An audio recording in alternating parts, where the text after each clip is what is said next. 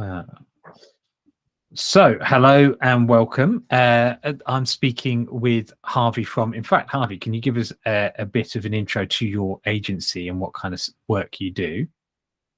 Yeah, of course. Thank you for having me. So my agency is called Advert, and we're a no-code marketing agency. So we create websites without using code. But a big part of that is we also use AI tools.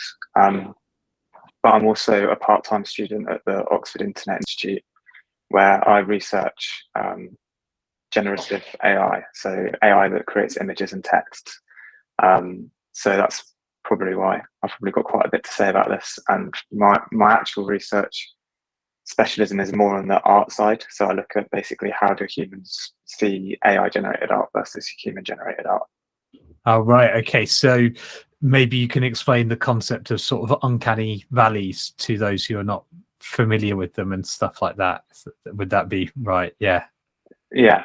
Yeah. Well, Yeah. uncanny valley used to be prevalent. But I think like the level that we're now at with some of these things, like it's almost indistinguishable between what is actually real and what isn't, which is quite terrifying. We're getting beyond uncanny valley, which is sort of like the idea that it's almost human, but it's not. So it just looks like a little bit off. There's just something not quite right in your head. Yeah, a bit unnerving.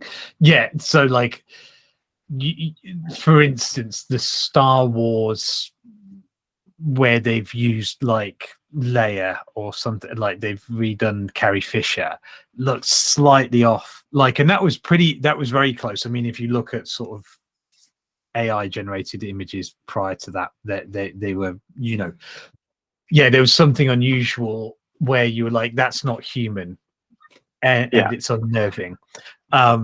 Or that's not an animal. Whereas, like, yeah, it's getting closer. So, anyways, this is going to be a fascinating discussion. I'm Thomas Barlow from the Independent Media Association, member of staff, and I work at this. And I wanted to chat to Harvey about AI, Chat GPT, what it means for independent media, what are the upsides and the downsides, and maybe can we have a plan as a sector about what we're going to do about this? Like, what is independent media going to do about it? What is society that wants to be democratic and free going to do about this in a world where we've already had a decade? I think it'd be fair to say that in the previous decade, during the era of Facebook and Twitter, there's been a real, by the end of the decade, there was a real concern about what is and isn't true. The term fake news became very popular, the understanding of misinformation, disinformation, and there's been reactions to that, like fact checking and stuff like that, but they haven't quite met those standards. And oddly enough, the press in this country are not regulated. The national press, they've created a self-regulatory body that doesn't really do anything. Most of the independent media is regulated by a legal regulator, and that way we know that hopefully audiences can trust what we say, or if nothing else, they can extract apologies and go through a fair process that actually make sure that the truth, insofar as you can get objective truth, is represented accurately. So that's what we're always trying to do as independent media, is represent the truth accurately, focus on topics that are actually important rather than things that are often distractions, and build trust, because again, independent media, it is often seen as not maybe as trustworthy as the national press, whereas actually I think factually the inverse is true. The national press and the establishment media that people go, well, that's the BBC, so it must be true, actually could be less. Well, actually the BBC is reasonably well regulated in comparison to the national press, but let's say the national press, there's a far higher likelihood that it's false, purposely misrepresented, or just accidentally. Anyways, all those things being said, there was 4 key points that you kind of brought up to us when we were discussing this beforehand about AI and in the context of media and copywriting in regards to AI right now. Do you think you could bring those up one by one? So what's hallucinations? What are you saying here?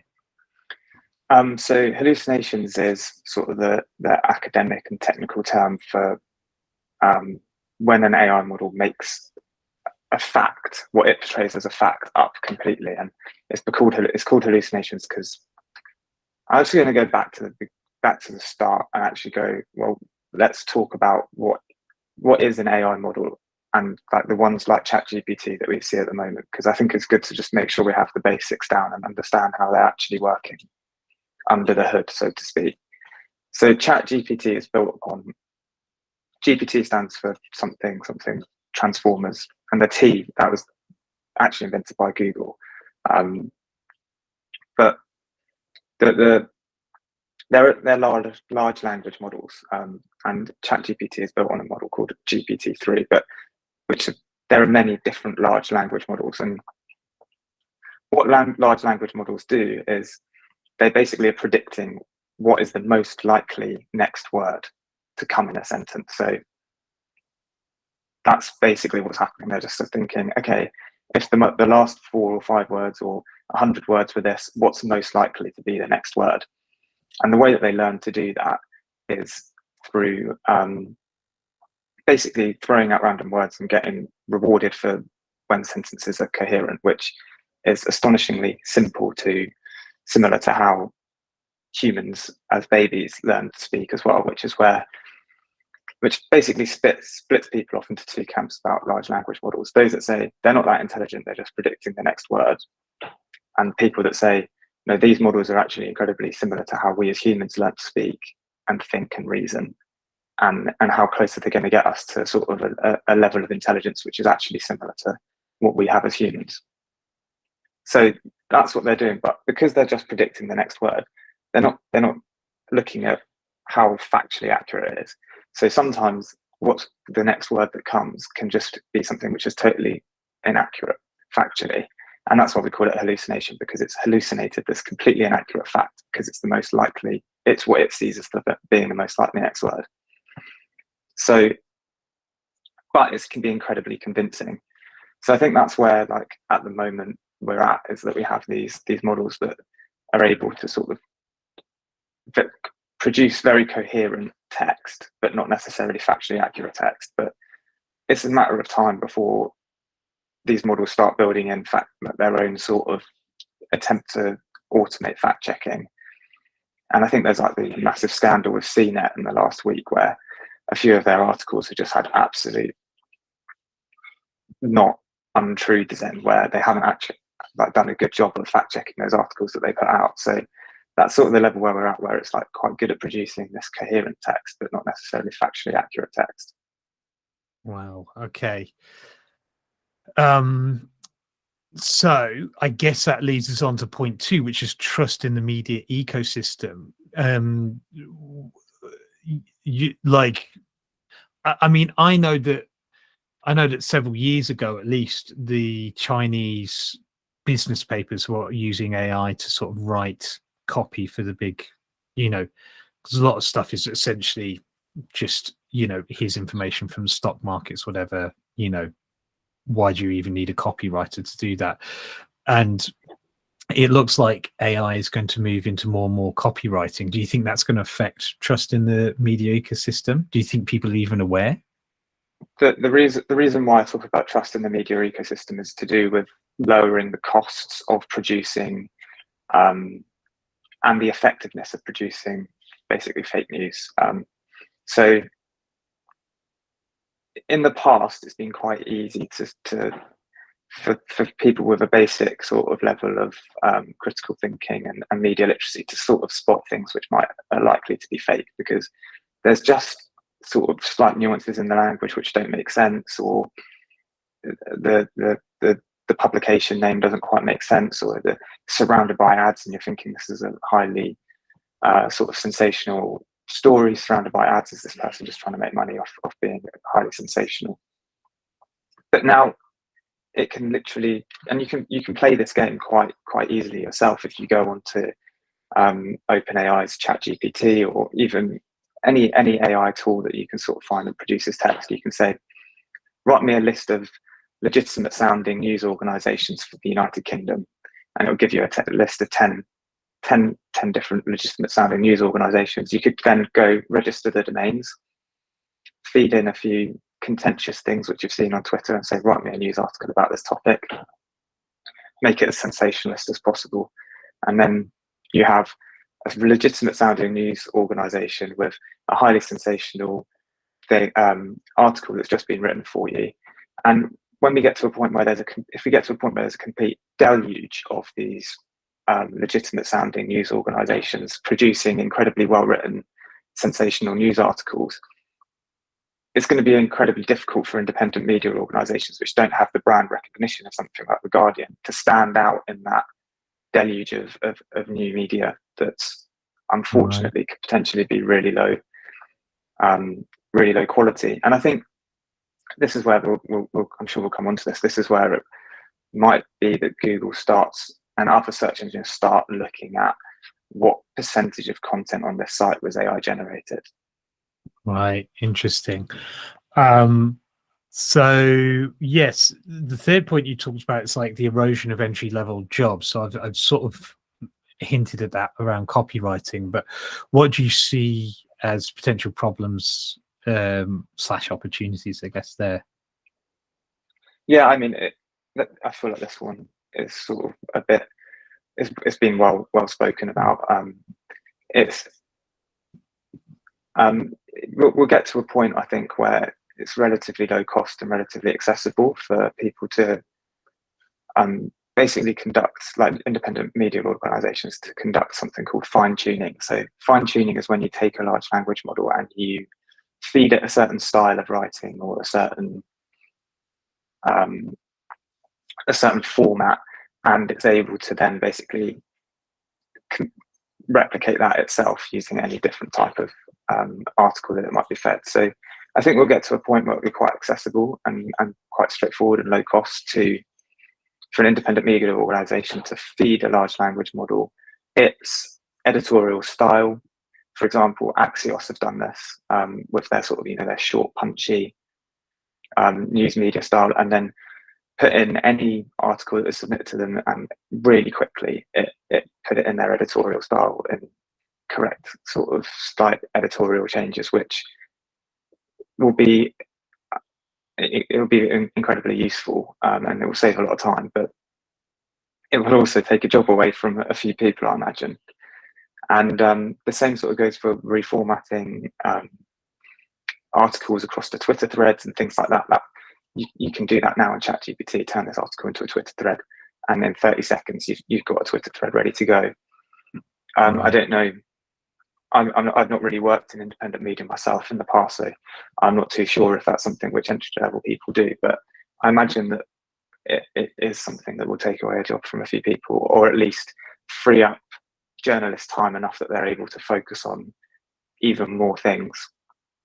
Yeah. Well, that's what I was going to say. So I've had some questions outside of our initial email exchange where you highlighted those things, and we'll come back to them. But I think there's potential opportunities, but also things that we have to be aware of. And I think it highlights. I think the area around trust, what it highlights is the need for something like the Independent Media Association and also Impress and the National Union of Journalists, so that you've got like signifiers of quality and trustworthiness to big tech who might start like trying to weed out AI generated content, but also to general audiences, general people who are trying to work out what's good and what's not. And so probably a call to our members will be to keep working together and keep promoting each other's work, but also recognizing that building institutions and working with institutions like Impress, NUJ, and the IMA will hopefully help us navigate this future. But yeah, there was a fourth thing that you you kind of mentioned this, but the fourth thing you were mentioning was that Google and other search engines will eventually be able to detect AI written content and potentially suppress this in SEO. Like this might mean that there is not a competitive advantage to not going all in on these technologies. Maybe Google is already down ranking AI content, is something you said. Can you just expand on that a little bit? Yeah, so obviously there's algorithms that have been trained over quite a few years to provide what they think we are looking for at the top of Google search results. And actually, this has already been sort of losing its effectiveness in the last couple of years, where people have started to be like, okay, I just know if I write a blog on this, put in these key terms, and the sort of tech that's been built around spotting opportunities within SEO means that you get like these quite carbon copy, dull blogs, often dominating the top of Google search results. So one of the most common amendments now to a Google search is Reddit, because people know that if they search best headphones Reddit, they're getting original human opinion on what are the best headphones, and not a sponsored blog filled with affiliate links of what are the best headphones, and basically the number one headphone is offering the most commission on recommending those headphones. So that this is a trend that's already happening, but the ability to churn out these sort of blog type blog articles is going to be like superpowered by AI, and it's going to kind of undermine the model of Google a little bit, because if people aren't getting results which they find valuable, then they're going to start trying to look to alternative ways of getting that, like searching Reddit or another platform instead. So it's going to be in Google's interests to tweak its algorithm a bit, and there are already the beginnings of some ways of detecting whether something has been produced by AI. So we're getting to a point where already people are like going, whether it's for plagiarism or like people don't want them submitting it for their homework, etc. That people are like, well, we need to find a way of detecting if something's been written by AI, and there's a huge business opportunity there. And some of the ways that they work are like sort of watermarking. So if you know that a language model is always predicting the next most likely word, you can start to basically put in a passage of text and go, okay, if we pick a random 5 words, was that what the language model would think is the most next likely word? And there are other things that the fact that the brilliantly named radioactive data is one way which people are thinking of detecting whether something is AI written content, which is basically where you put sort of content which is into the training data of these models, that if those words are sort of replicated within the output of the AI, then you can sort of tell that it's come from AI. So, but once we're able to do this effectively, or Google is able to do it effectively, or Bing is able to do it effectively, I have little doubt that they might start saying, it depends on what users find relevant, but they might say, okay, let's not put stuff which is 100% AI generated so far at the top. Or they might just notify the people searching, like AI generated article, like, as a little tag underneath, like you see ad on the top results on Google, that there might be a little AI generated or just AI tag next to content which has been produced by AI. So there'll be companies that go all in on filling their blogs with, and I'm sure there'll be media organizations that do the same, with filling their websites with AI generated copy. But how that will age in the future, I'd say, is quite an uncertainty. It could be that those sort of all become quite irrelevant and don't rank very highly on Google going forwards. Mm-hmm. Google's got some problems though as well, isn't it? Like even TikTok is becoming a challenger in terms of the search engine and stuff. So it's I think first time in its history it started to not make the revenue that it is expected, and obviously 12,000 layoffs and stuff like that shows that there's going to be some significant challenges, but it's been partially because of the things that you mentioned, which is just the refinement and perfection of like keyword. It's almost AI insofar as you pay copywriters to just write keyword heavy blogs that are usually often sponsored to get you top ranked, and it doesn't provide us, the audience, with actually useful information, which is makes us lose trust in Google, doesn't it? Yeah, like you say, like it's a confluence of factors, right? You've got TikTok and Instagram challenging the search engine market, the sort of fact that, and that's probably happening because the top results often aren't that useful. And I think that the PageRank algorithm, it's always being tweaked, but it's almost 20 years old now. I think all of these things point to the likelihood that there's going to be a major change in how results are ranked on Google in the next few years, I imagine, because it's just the whole AI is going to completely change the whole landscape of the internet, and it only makes sense that the search engines to search it and to navigate it will have to change to reflect that. Mm. Okay, well, let me bring up a few questions before I let you go, and thank you for taking the time with me. Do you think regulators like Impress, who the IMA work with, are going to have to rise a challenge for fact checking for AI content? Is this something that regulators are going to have to build into their models? Like, because if news providers use AI to write copy, they're going to potentially, they might get, say, a voice note from a journalist on the front line and then just get AI to write copy on the basis of that. Is that something that regulators should be looking at how to regulate, or is that just something that we're just going to leave to Google and stuff? It's not just regulators and Google, I'd say. So, and social media companies, I think. So I used to be subcontracted to Facebook as a trust and safety analyst, where I basically looked at the trust and safety of the content on the platform. So this is something which I've thought about in depth. We don't need just a regulator and just the platforms.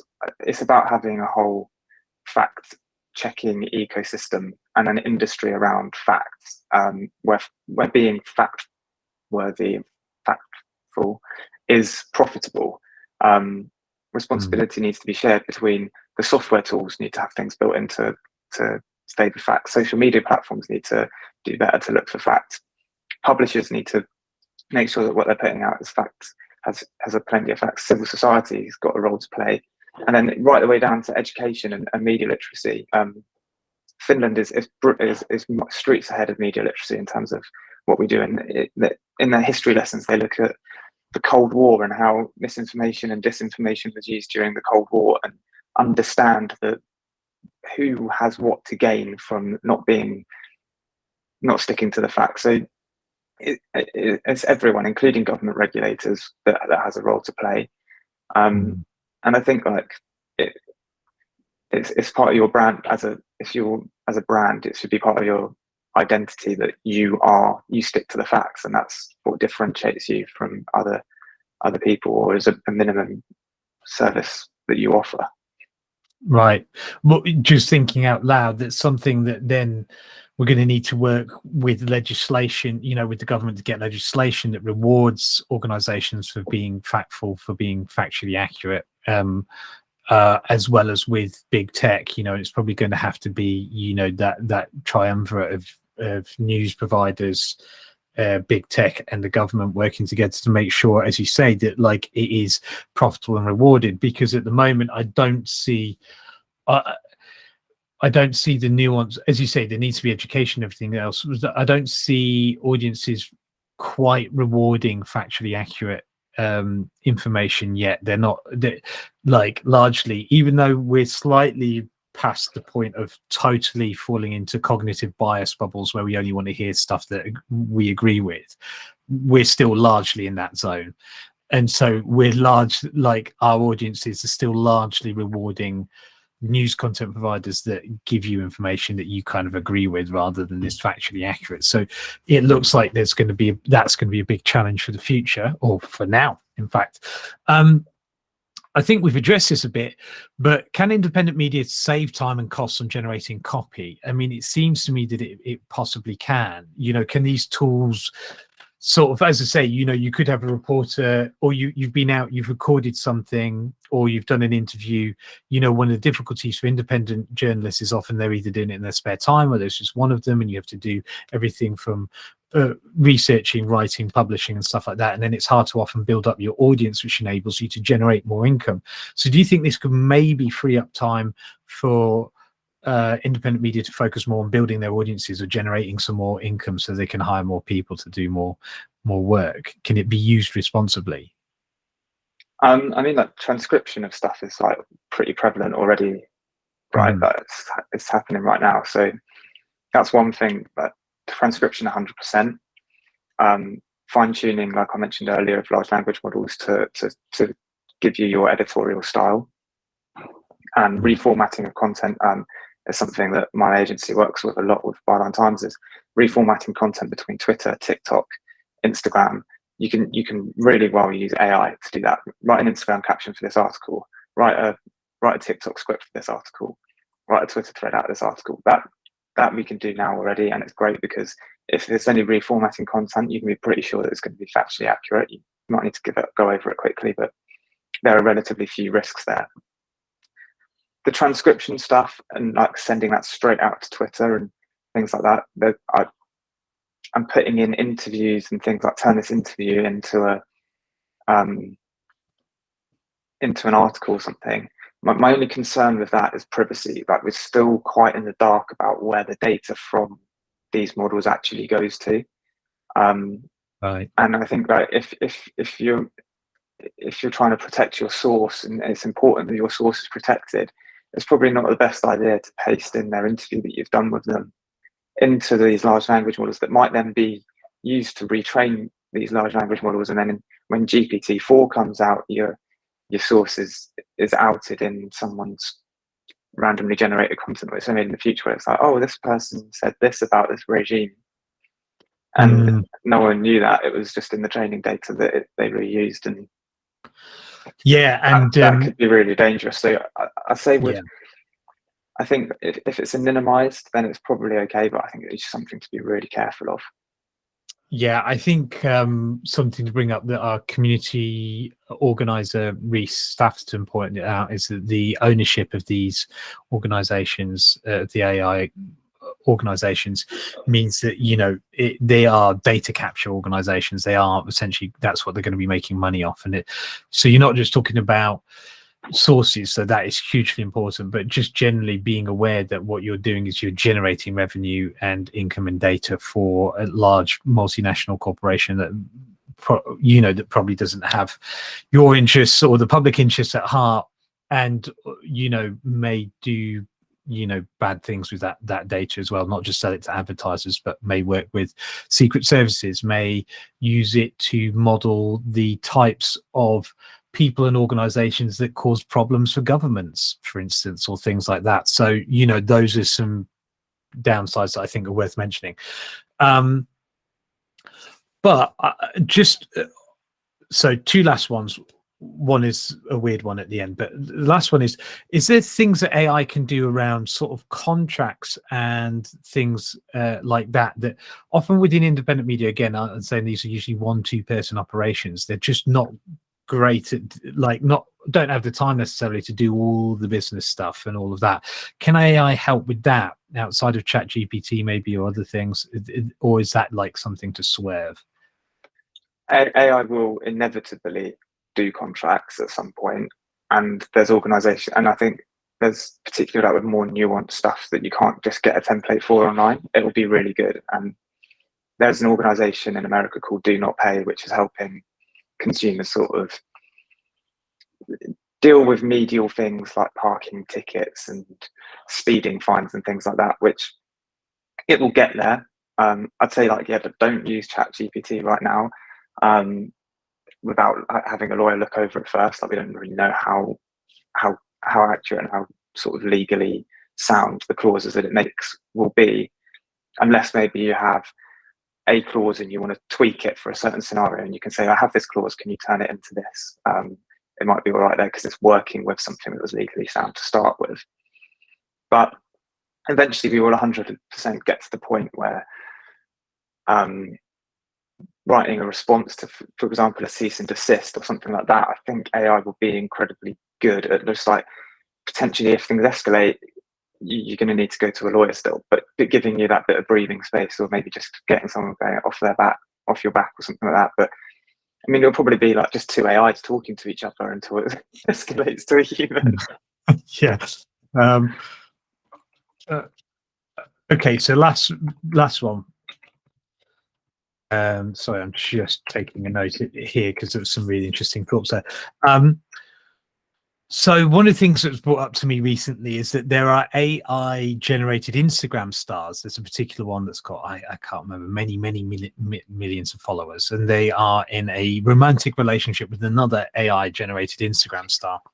And at some point, inevitably, they're going to break up, and people are going to be genuinely upset about two non-people, which is really going to take reality TV to, I mean, I guess it's zenith in some respects. But I was just wondering, will AI now or in the future affect commentary and opinion as well as reportage? Because we've talked about like copywriting, but like a lot of brands now, say like The Guardian or The Mail, are built as much around their commentary teams and their opinion writers as they are their reportage. You know, you might like Owen Jones or Aditya Chakraborty, you might like Peter Hitchens or Jeremy Clarkson.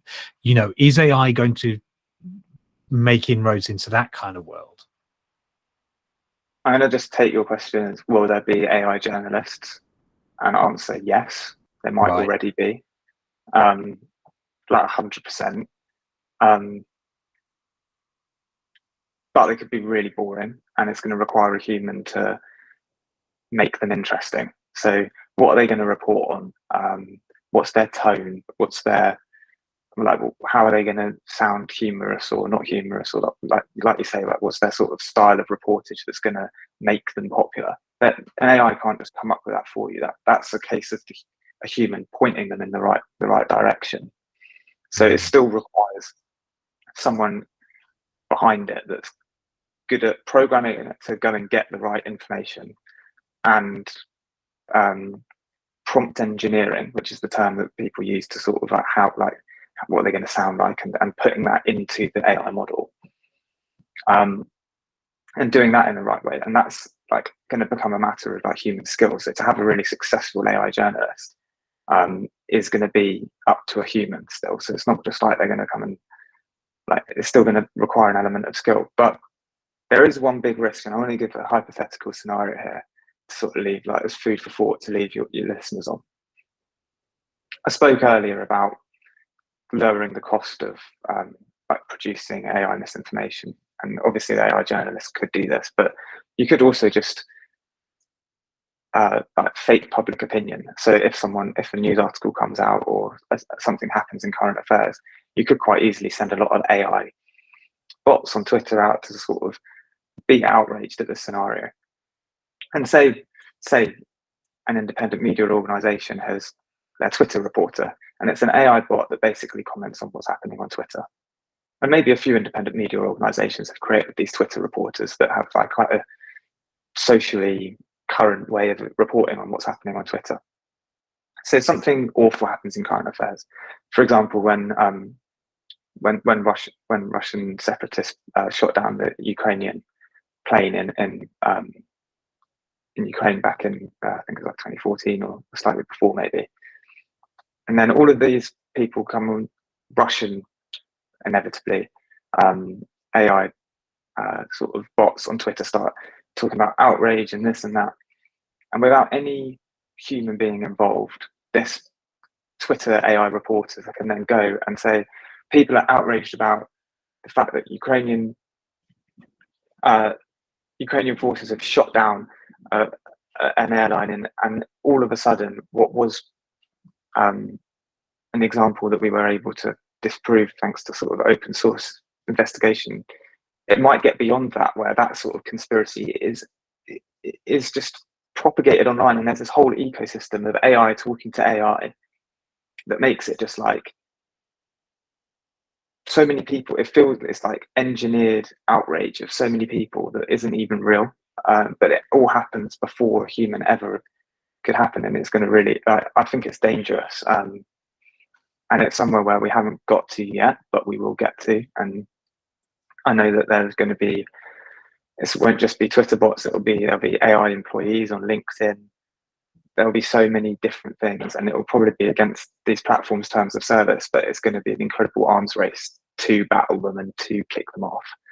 And I think it's just like one place where we have to be really careful with, okay, there will be AI journalists in the future, but like, how are we going to make sure that they're used responsibly?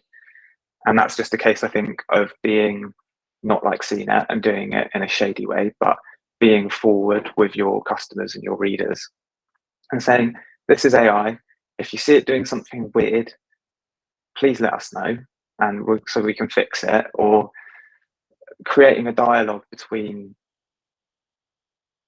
what people feel like this relationship should have, because like it could go wrong, unfortunately. Yeah. Yes, very much so. And I just want to end on this note then for our members, for the media organizations that primarily look at this content and will read it and so forth, which is that independent media was actually maybe in some ways ahead of its time, some ways not, around social media platforms. Like during the late noughties, from about 2005 to 2010, most independent media, or a lot of independent media that was online, used indiemedia.org. You know, it was an activist media organization. Very few used Facebook. Like people like myself who were club promoters or small scale entrepreneurs might have used it in a sort of odd way, but there wasn't didn't have pages, it didn't have abilities to pay to reach your customers or advertise or anything like that. You know, you used it as a social media place, but like as in literally to, you know, socialize with people. But around about the time that it went public and became a profit-making organization was the time that people started to use it to discuss news, and same with Twitter and other things. And it was simultaneously lauded and then derided and then hated and then feared and then accepted as part of the status quo. But at no point were people thinking really about it realistically as news organizations beforehand, because people who make news are weirdly technophobic for organizations whose, you know, primary mode of communication, which was the printing press, was incredibly revolutionary. They don't think about what's coming next. They don't want to engage with TikTok. News providers are not really on TikTok, like, yet it's the most used social media platform by a distance. Twitter may collapse sometime soon. So what I want to encourage all the audience to do is to genuinely consider these questions and actually start incorporating and playing with the technology and trying to work out what the flaws and possibilities are with it for themselves, so that it's not something that we end up reacting to in 2, 3, 5 years time, 8, 10 years time, when it's so prevalent and so widely used and has been misused, that we are again on the back foot, going through several stages of grief, of reacting badly to it and then having to accept it as part of what we do. And, you know, we can maybe get ahead of this because it's still at that early stage, isn't it? I think that would be fair to say. Yeah, I'd say like be like Patagonia, like see AI as a potential fundamental threat to human society, in the way that climate change is a potential threat to our planet. And Patagonia is sort of one of the first companies that came along and sort of was like, we're going to create tools that use technology in a more innovative way that protects the planet. And there's that opportunity now for independent media organizations and just brands in general to go, okay, this is something which, you know, it could have quite profound effects on society. And without getting too nerdy, there, you know, AI super intelligence and stuff like that could genuinely happen. There is a genuine possibility that happens. So starting now as saying, how can we do this in the most responsible way? What's the most, like, the way that we can do this and create a dialogue with our customers and be the most forward thinking about this in a responsible way, is something that will probably age incredibly well and be a really good differentiator between someone like CNET, who just let loose an AI thing without telling anyone and now is derided and across the news for being so irresponsible. So it's an opportunity, like, see, playing with these tools and thinking and engaging with how can we do this in the way that uses them in the best way, is a real opportunity to stand out. And other people will come to you and say that the way that you did that was really clever, and it will create opportunities going forward. And that is something that my agency is really passionate about, is sort of trying to help brands be like the Patagonia of the digital world. So yeah, feel free to reach out to Advert with 2Ds for any advice that we can offer on that sort of front. That is absolutely fantastic. This has been so fascinating. I would pick your brains all day, but I know you've got stuff to do. Thank you No so problem. much for your Thank you so time. much. Thanks for having Yeah, me. brilliant. Cheers. We'll catch you soon.